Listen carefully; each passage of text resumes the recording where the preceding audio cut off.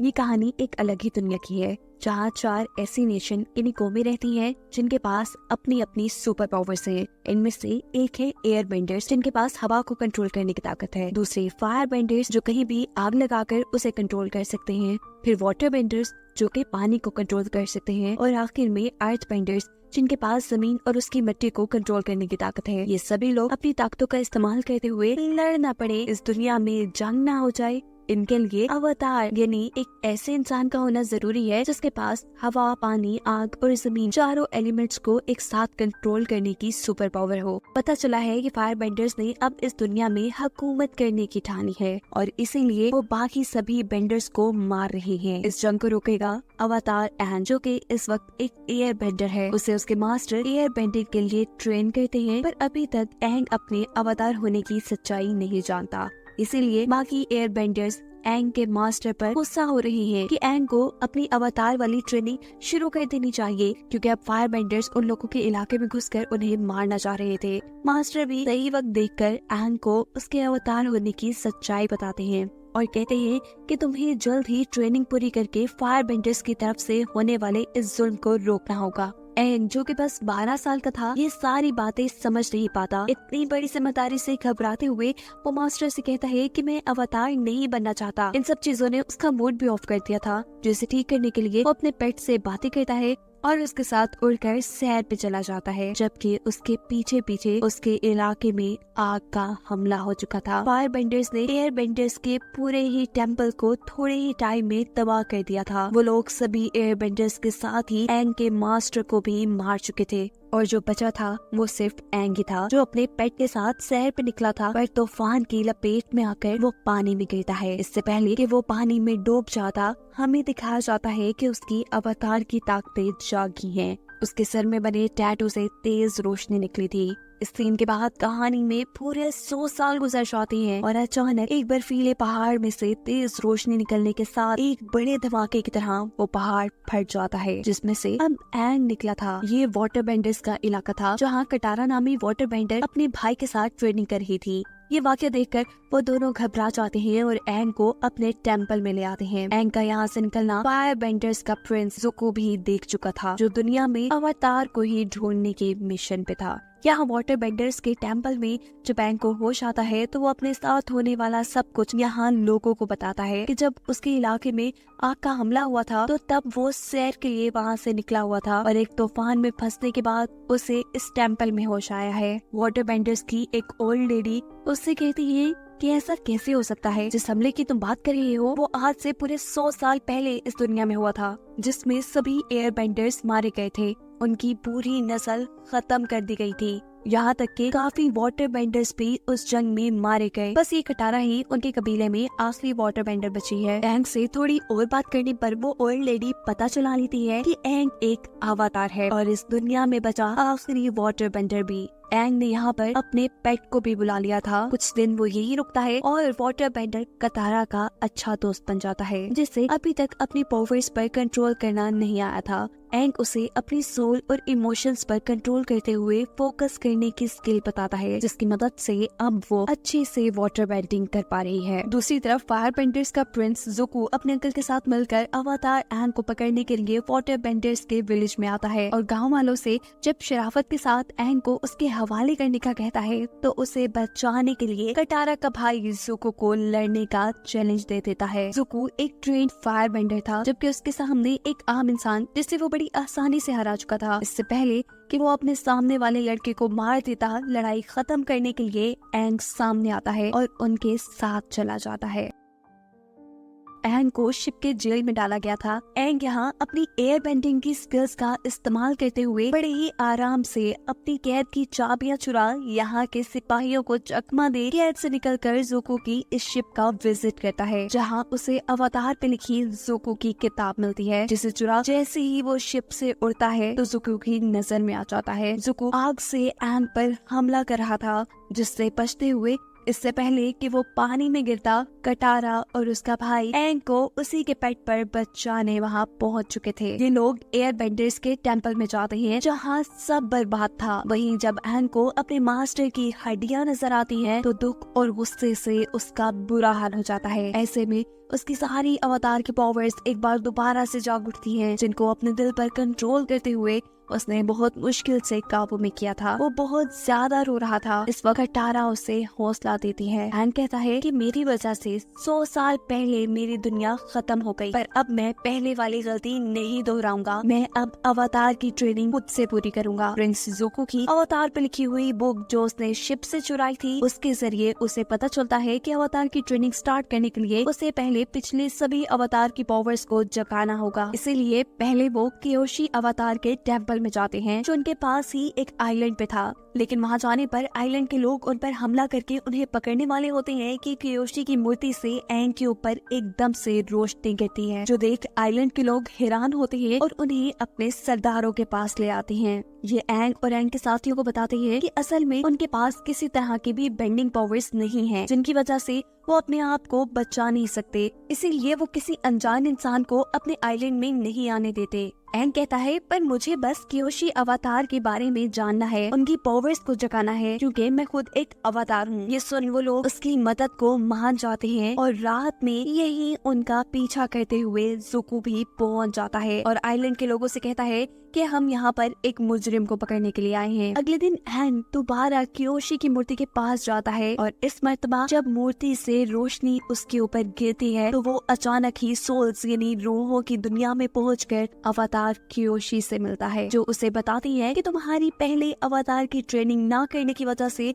दुनिया इस हाल तक पहुंची है और अब भी अगर तुमने ट्रेनिंग ना की तो वाटर बेंडर्स का इलाका भी तबाह हो जाएगा, जिसके विजन्स भी कियोशी ने एंग को दिखाए थे। वो कहती है कि ट्रेनिंग तुमने खुद से अकेले रहकर करनी है, सबका साथ छोड़कर, क्योंकि हमारे करीबी लोग ही हमारी कमजोरी होती है और अवतार कमजोर नहीं हो सकता। जिसके फौरन बाद कियोशी अपनी अवतार वाली पावर्स का इस्तेमाल करते हुए एंग की बॉडी पर कब्जा करके अपनी इंसानों वाली दुनिया में लोगों की मदद के लिए आती है, जहाँ उसे पता चल गया था कि उसके लोग मुश्किल में हैं। उनके ऊपर फायर बेंडर्स ने हमला कर दिया था। इस जगह पहले कटारा ज़ुको से लड़ रही थी, वो उसे अच्छी टक्कर देना चाहती थी, पर अभी खुद पूरी तरह ट्रेन ना होने की वजह से वो ऐसा नहीं कर पाती। पर कियोशी ने तो कुछ ही देर में अपने चारों एलिमेंट्स की बेंडिंग पावर्स का इस्तेमाल करते हुए फायर बेंडर्स के सभी सिपाहियों को वहाँ से दूर गिराया था। सभी डर कर यहाँ से भाग चुके थे, जिसके बाद कियोशी एंग की बॉडी से निकल जाती है और वो अपने असल हालत में आ जाता है। गाँव वाले एंग का शुक्रिया करते हैं क्योंकि उन्हें तो एंग ही अपने दुश्मनों से लड़ता नजर आया था। जिसके बाद एंग अपने साथियों के साथ वाटर बेंडर्स के इलाके की तरफ चल पड़ता है, क्योंकि उसे कियोशी ने बताया था कि वाटर बेंडर्स के इलाके में अब बहुत बुरा हमला होने वाला है। इसलिए वो पहले वाटर बेंडिंग सीखकर उस इलाके को बचाने का इरादा करता है। इस सीन में दिखाया जा रहा है कि अवतार कियोशी के आइलैंड से हारने के बाद ज़ुको के ही आर्मी के लोग मिलते हैं, जो उससे पहले उसका साथ ना देने की वजह से माफी मांग रहे थे। यह आदमी ज़ुको से कहता है कि अगर आप पहले ही हमें अवतार के मिलने के बारे में बता देते तो हम जरूर आपका साथ देते। ज़ुको इस आदमी से कहता है कि ठीक है, ये बात तुम्हें पता चल गई, पर तुम अब ये बात किसी को नहीं बताओगे। लेकिन वो तो ये खबर ज़ुको के डैड को यानी फायर बेंडर्स के राजा को बता चुका था, जो खबर सुनते ही वो अपनी बेटी से कहते हैं कि देखो ज़ुको काबिल बनता जा रहा है, उसने अवतार को भी ढूंढ लिया है। ये बात सुनकर आमतौर पर तो उसकी बहन को खुश ही होना चाहिए था, लेकिन वो खुश इसलिए नहीं थी क्योंकि वो अपने डैड के बाद फायर बेंडर्स की खुद मलका बनना चाहती थी और इसका एक तरीका यही था कि वो ज़ुको से ज्यादा काबिल बने।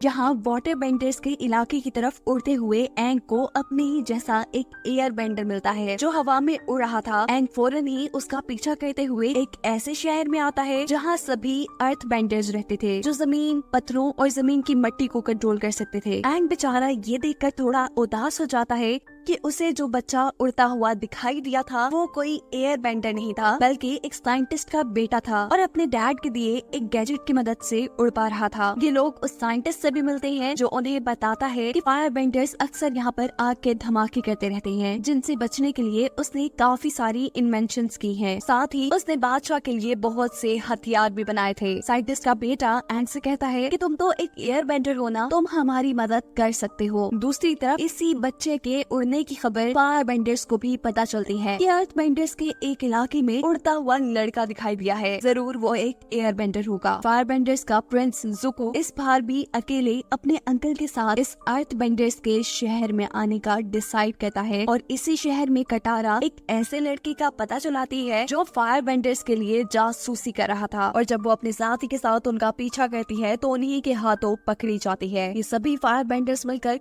उसके ऊपर हमला कर देते हैं। वो अपने साथी के साथ मिलकर जल्द ही उन्हें हरा देती है, जबकि दूसरी तरफ उसका भाई एक साइंटिस्ट के साथ मिलकर बड़े एयर बैलून का डिजाइन बनाने में कामयाब हो जाते हैं। इसी शहर में एंग ये पता चलाता है कि फायर बेंडर्स यहाँ पर अपनी आग से हमला नहीं करते, बल्कि वो तो इस शहर में किसी खास केमिकल का इस्तेमाल करते हुए आग के हमले और धमाके करवाते हैं, और जरूर इनके शहर के अंदर का ही कोई आदमी फायर बेंडर्स की मदद करता है। एंग इस काम में मुलविस जिस लड़के का नाम बताता है, कटारा उसे जानती थी। उसी के साथ मिलकर तो उसने फायर बेंडर्स को हराया था। वो लड़का तो उसे अच्छा इंसान लगा था, लेकिन जब बाहर जाकर वो दोबारा उस लड़के से बात करती है तो वो लड़का उसे अपना प्लान बताता है कि कैसे वो साइंटिस्ट के सामान को बादशाह के पास ले जाते हुए एक बॉम्ब से बदल देंगे, जिसके नतीजे में वहाँ के बादशाह मर जाएंगे। कटारा को ये सुन बिल्कुल यकीन नहीं हुआ था कि जिस लड़के पे उसने यकीन किया वो इतना बुरा हो सकता है। वो अब एंग के साथ मिलकर बादशाह को बचाने के लिए निकलती है, जहाँ पर एंग का सामना ज़ुको से हो जाता है। ये लोग लड़ते लड़ते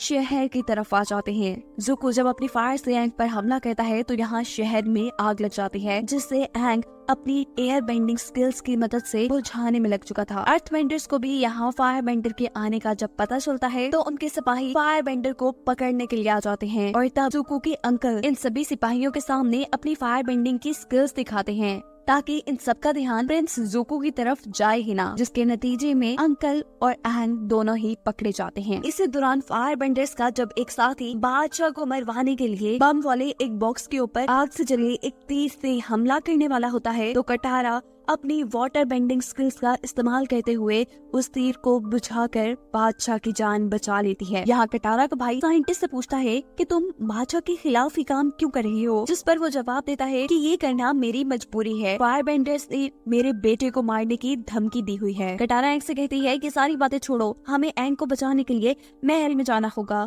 और साइंटिस्ट महल के खुफिया रास्ते के बारे में इन दोनों को बताता है जो जेल तक जाता था। सीन कट होकर हमें एक पास्ट का सीन दिखाया जाता है। 100 साल पहले जब एंग छोटा था, उसका एक दोस्त हुआ करता था, बहुत ही अच्छा, और वो एक अर्थ बेंडर था। मजेदार की बात ये थी कि इस वक्त अर्थ बेंडर्स का जो बादशाह था वो एंग का 100 साल पुराना बचपन का दोस्त ही था, जो अब बूढ़ा हो चुका था, लेकिन वो एंग को देखते ही उसे एक ही नजर में पहचान जाता है।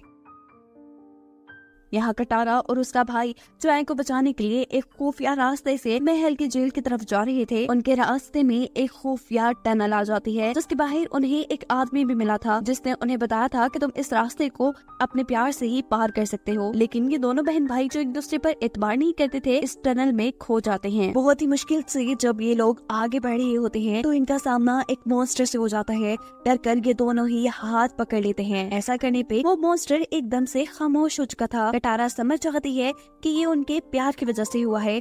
वो इसी मॉन्स्टर से बाहर निकलने का रास्ता जब पूछती है तो मॉन्स्टर यहाँ की दीवार तोड़कर एक रास्ता बना देता है, और अब हमें दिखाया जाता है एंग को, जो कि अर्थ बेंडर्स के बादशाह का सामना कर रहा था। ये बादशाह बहुत ही ज्यादा गुस्से में था, क्योंकि 100 साल पहले एंग की वजह से उनकी दुनिया तबाह हुई थी। इसका बदला लेने के लिए वो अपनी सारी अर्थ बेंडिंग पावर्स का इस्तेमाल करते हुए एंग के ऊपर हमला करता है। वो बहुत ही मुश्किल से अपने आप को बचा पाता है, जिस पर वो बादशाह गुस्से में उसे बताता है कि तुम अभी भी एक बच्चे की तरह सोचते हो, अवतार की तरह नहीं, और बच्चों के साथ मिलकर ही अजीब काम कर रहे हो। पर एंग एंग जवाब में कहता है, मैं कुछ भी गलत इस बार नहीं सोच रहा, मैं हर हाल में इस मर्तबा दुनिया को हर बर्बादी से बचाऊंगा और इसमें मुझे तुम्हारी जरूरत भी पड़ेगी। ये सुन वो बादशाह खुश होकर उसे छोड़ देता है। दिखाया जाता है कि जंगल से गुजरते हुए ज़ुको के अंकल को जिस नई जेल में ले जाया जा रहा था, रास्ते में ही ज़ुको अर्थबेंडर्स के सिपाहियों पर हमला करके अपने अंकल को छुड़वा लेता है और हमें पास्ट का एक सीन दिखाया जाता है जिसमें हमें ज़ुको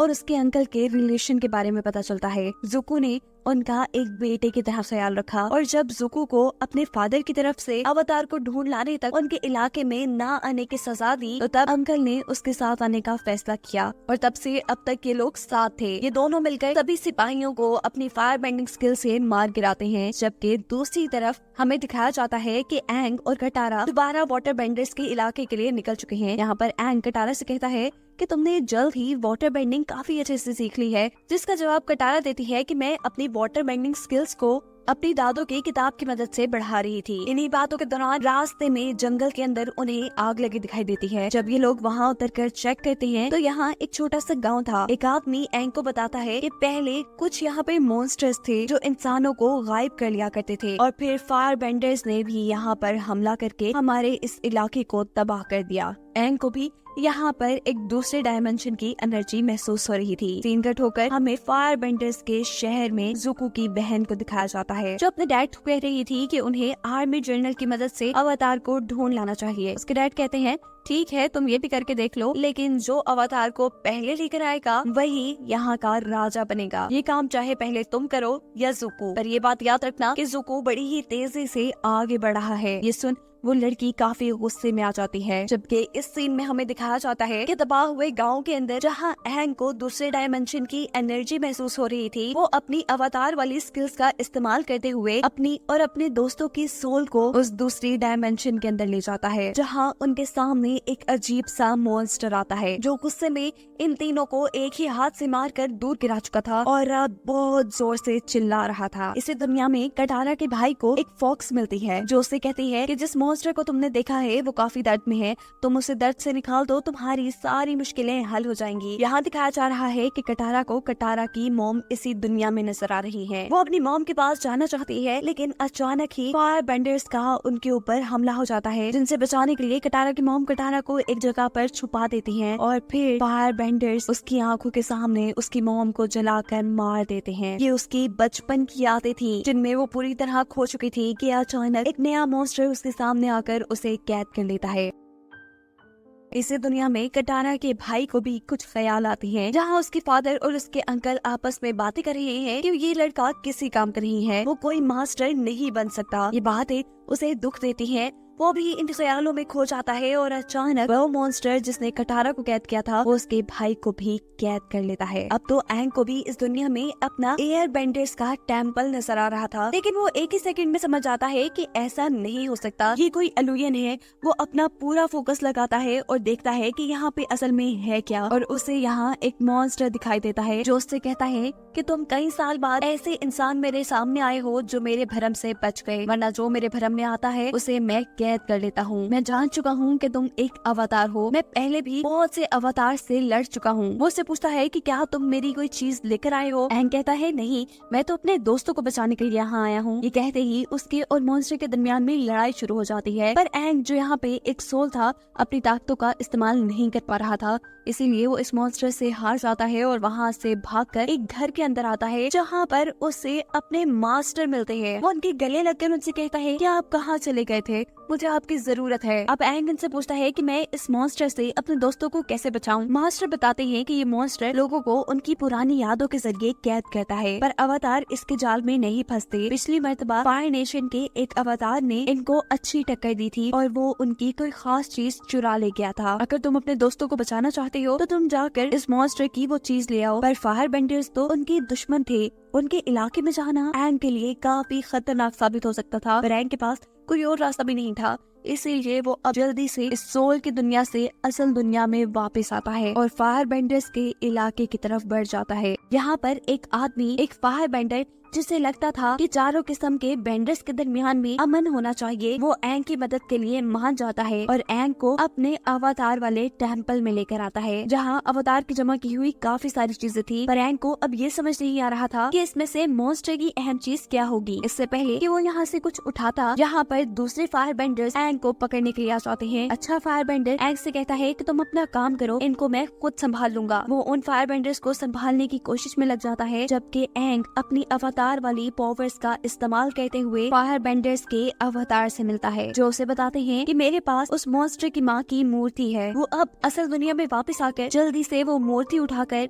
मॉन्स्टर के पास जाने ही वाला था कि यहाँ एक और मॉन्स्टर एंग के ऊपर हमला कर देता है। ये मॉन्स्टर एक बाउंटी हंटर का था, जिसे ज़ुको और उसके अंकल ने अवतार को पकड़ने के लिए हायर किया था। ऐसे एंग उन दोनों के कब्जे में आ जाता है। एंग इन दोनों को समझाता है कि प्लीज मुझे थोड़ा वक्त दे दो, मुझे अपने दोस्तों को बचाने दो, फिर मैं दोबारा खुद तुम्हारे पास आ जाऊंगा। जिस पर ज़ुको उसे जवाब देता है कि दूसरों को बचाने की सोच हमें कमजोर बना देती है। और यही से हमें एक पास्ट का सीन दिखाया जाता है, जहाँ पर ज़ुको के डैड जंग में लड़ने की एक स्ट्रेटेजी बना रहे थे, जिनके मुताबिक वो काफी सारे अपने ही सोल्जर्स को मरवा कर दुश्मन को डिस्ट्रैक्ट करके खत्म कर देंगे। पर इस ख्याल पे ज़ुको का कहना था कि हमें अपने लोगों को नहीं मरवाना चाहिए। अपनी स्ट्रेटेजी पे सवाल उठाने की वजह से ज़ुको के डैड उससे कहते हैं कि तुम्हें इसकी सजा जरूर मिलेगी। सीन कट होकर हमें प्रेजेंट में दिखाया जाता है कि ज़ुको के डैड ने ज़ुको के ही सामने अपनी आर्मी भेजी थी, जो उनसे कह रही थी कि तुम आराम से अवतार को हमारे हवाले कर दो, नहीं तो हमारे पास तुम्हें मारने तक के ऑर्डर्स हैं। ना चाहते हुए भी ज़ुको को अवतार को अपने डैड के सिपाहियों के हवाले करना पड़ा था। ये लोग एंग को ले जाकर एक टेम्पल में बांध देते हैं और रात होने पर उसे कोई बचाने के लिए आ जाता है। यहाँ हमें एक फाइट दिखाई जाती है, जिसमें एंग और उसे बचाने वाला सिपाही बाकी सभी सिपाहियों से लड़ते हैं और यहाँ से गायब हो जाते हैं।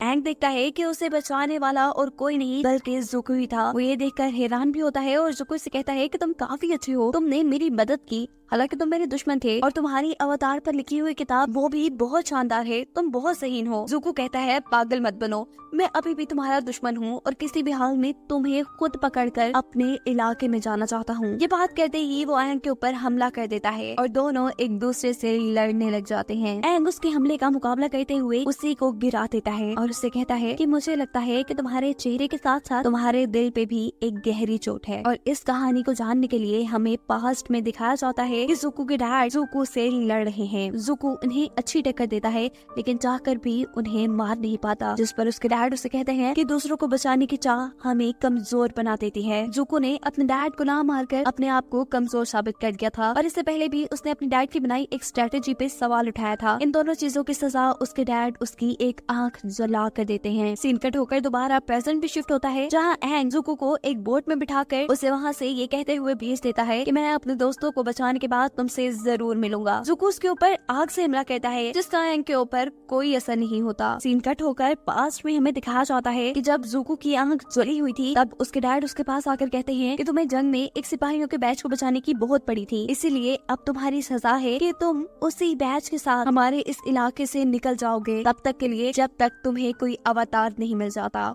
खैर नए सीन में दिखाया जाता है कि एंग दोबारा जले हुए गांव में आकर दूसरे डायमेंशन में पहुंच चुका था। वो वहाँ मॉन्स्टर को मॉन्स्टर की गुमी हुई मूर्ति वापस करता है, जिसके बदले ये मॉन्स्टर वहाँ सभी इंसानों को आजाद कर देता है। एंग को यहाँ कटारा और उसका भाई मिले थे, जिनको देखने से ज्यादा वो इस चीज से खुश था कि बाकी गाँव वाले अपने गुमे हुए लोगों से मिलकर काफी खुश हो रहे थे। ये लोग फाइनली अब वाटर बेंडर्स के इलाके में पहुँच जाते हैं, जहाँ सभी वाटर बेंडर्स अवतार को देखकर इसलिए खुश हैं कि वो जानते हैं कि फायर बेंडर्स उनके ऊपर हमला करने वाले हैं और अवतार के यहाँ होने की वजह से वो उनसे जंग बहुत ही आसानी से जीत जाएंगे। जबकि फायर बेंडर्स के इलाके के अंदर ज़ुको की बहन यहाँ कुछ लोगों से फाइट कर रही है अपनी फायर बेंडिंग स्किल्स के जरिए, और उसके डैड उसकी स्किल्स को देखकर कहते हैं कि नहीं, तुम तो बहुत स्लो, बहुत बेकार हो। ये सुन उस लड़की को गुस्सा आ जाता है और वो अपने दोस्तों से कहती है कि मैं सब जानती हूँ, ये मेरे डैड की चाल है, वो असल में मुझे बादशाह बनाना ही नहीं चाहते, वो चाहते हैं कि उनका बेटा ज़ुको ही बादशाह बने, लेकिन मैं उससे ज्यादा काबिल हूँ और मैं ये बात प्रूव करके रहूंगी। वाटर बेंडर्स के इलाके में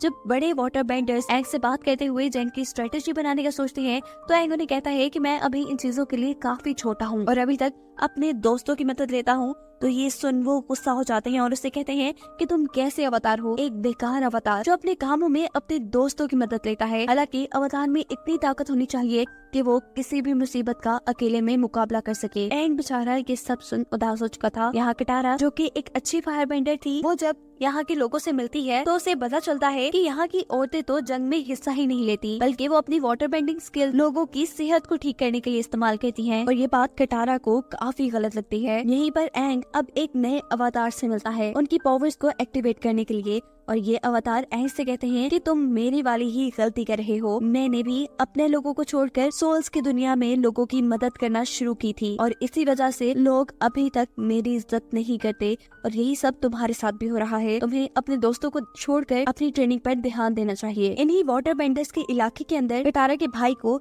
एक लड़की मिलती है सफेद बालों वाली, जिससे मिलकर उसे लगता है कि वो पहले उससे मिला हुआ है। अचानक उसे याद आता है कि ये लड़की उसे सोल की दुनिया में मिली थी, उस फॉक्स की शक्ल में जिसने उसे मॉन्स्टर की मदद करने को कहा था। पर ये कितना अजीब था कि एक लड़की सोल्स की दुनिया में भी हो और असल दुनिया में भी। तब ये लड़की उसे बताती है कि असल में बचपन में मैं बहुत बीमार रहती थी, इसीलिए मेरे डैड ने चांद की रूह से मदद मांगी, जिस चांद की मदद से ही हम लोग वाटर बेंडिंग कर सकते हैं। चांद की रूह ने मुझे अपनी रूह का थोड़ा सा हिस्सा दे दिया, जिसकी वजह से आज मैं जिंदा भी हूँ और किसी भी वक्त इस इंसानों की दुनिया से सोल्स की दुनिया में भी जा सकती हूँ।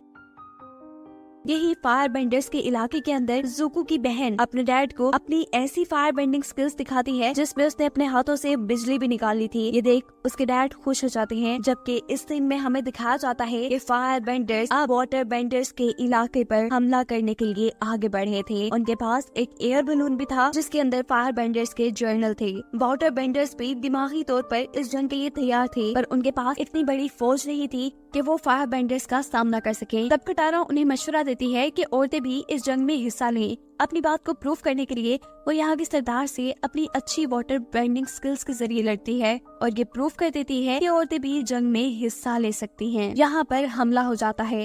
एंग, कटारा और सभी लोग इस हमले को रोकने में लग जाते हैं, लेकिन ज़ुको के अंकल अपने जर्नल को कहते हैं कि आज पूरा चांद है। वाटर बेंडर्स को अपनी ताकत चांद से मिलती है, इसीलिए आज वो लोग तुमसे हार नहीं सकते। और तब जर्नल ज़ुको के अंकल को बताता है कि मेरा प्लान तो उन्हें हराना है ही नहीं, बल्कि मेरा प्लान तो कुछ और ही है। मुझे पता है कि ऐसा चांद साल में एक मर्तबा आता है, और जिस दिन चांद पूरा गोल और इस तरह चमकदार होता है, उस दिन चांद की सोल और समुद्र की सोल यही पीछे झरने के अंदर मिलती है। वो कहते हैं कि मैं उन दोनों सोल्स को ही मार दूंगा। ज़ुको के अंकल जर्नल से कहते हैं कि ये बहुत ही गलत आइडिया है। ऐसा करने से सोल्स की दुनिया में और इस दुनिया में बहुत बड़ा नुकसान हो सकता है, तबाही मच सकती है। लेकिन वो जर्नल कहता है कि मुझे इस चीज की कोई परवाह नहीं। वो अब झील के पास पहुंच जाता है चांद की रूह को ढूंढने के लिए, जबकि दूसरी तरफ ज़ुको एंग को पकड़ने के लिए यहाँ पे आ चुका है, जिससे कटारा अब लड़ रही है। और इस मर्तबा कटारा अपनी वाटर बेंडिंग की स्किल से बहुत ही आसानी से ज़ुको को अपनी कैद में कैद कर चुकी थी। यहीं पर वो जर्नल चांद की रूह को मारने लगता है। ज़ुको के अंकल उसे कहते हैं कि चांद की रूह की ताकत काफी ज्यादा होती है, एक अवतार से भी ज्यादा, तुम उसे नहीं मार पाओगे। लेकिन वो जर्नल वाटर बेंडर्स को खत्म करने के लिए चांद की रूह को पकड़ लेता है। ऐसे में चांद एकदम से लाल हो चुका था, जिसके बाद वो आदमी चांद की रूह को अपने जादुई खंजर से मार भी देता है और ऐसे चांद बिल्कुल काला पड़ जाता है। चांद के खत्म होने से वाटर बेंडर्स की ताकत भी खत्म हो जाती है। फायर बेंडर्स ताकतवर हो जाते हैं और वो हमला करके इनके इलाके को खत्म करने लगते हैं। यहाँ तक के वाटर बेंडर्स का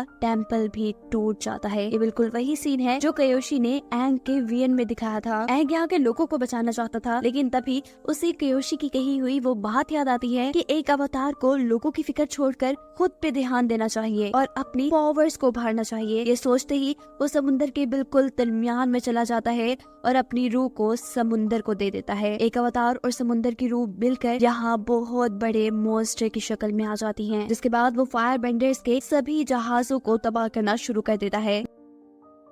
ज़ुको ये देखकर उससे लड़ने के लिए आगे बढ़ता है और ज़ुको को जिंदा देखकर फायर बेंडर्स का जर्नल गुस्से में आ जाता है, क्योंकि उसने तो ज़ुको को अपनी तरफ से मरवा दिया था। ये दोनों अवतार से लड़ना छोड़कर आपस में ही लड़ना शुरू हो जाती हैं। ज़ुको इसको बहुत मारता है और जब वो उसे हरा देता है तो तब ये आदमी ज़ुको को कहता है कि तुम्हें क्या लगता है कि तुम इस अवतार को पकड़ के भी ले जाओगे? तो क्या तुम्हारे डैड तुम्हें बादशाह बना देंगे? अरे नहीं, वो तो तुम्हें बेवकूफ बना रही हैं। वो तुम्हें आगे रखकर असल में तुम्हारी बहन को जोश दिलाते हैं, जिसकी वजह से वो तुमसे ज्यादा ताकतवर बन रही है और वो उसी को असल बादशाह बनाना चाहती हैं। और मैं भी तुम्हारी जान का दुश्मन क्यों हूँ? इसीलिए कि ये भी तुम्हारे डैड का ही हुक्म है। यही सीन कट होकर हमें उस लड़की को दिखाया जाता है जो चांद के सोल के टुकड़े की वजह से जिंदा थी, जिसे हमने फॉक्स की शक्ल में सोल्स की दुनिया में भी देखा था। वो अभी भी कटारा के भाई से बात कर रही थी। वो कटारा के भाई को कहती है कि एक मर्तबा चांद ने मुझे अपनी सोल का टुकड़ा देकर मुझे जिंदा किया था और आज चांद को मेरी जरूरत है। ये कहते ही वो पानी के अंदर डूब जाती है, अपनी सोल को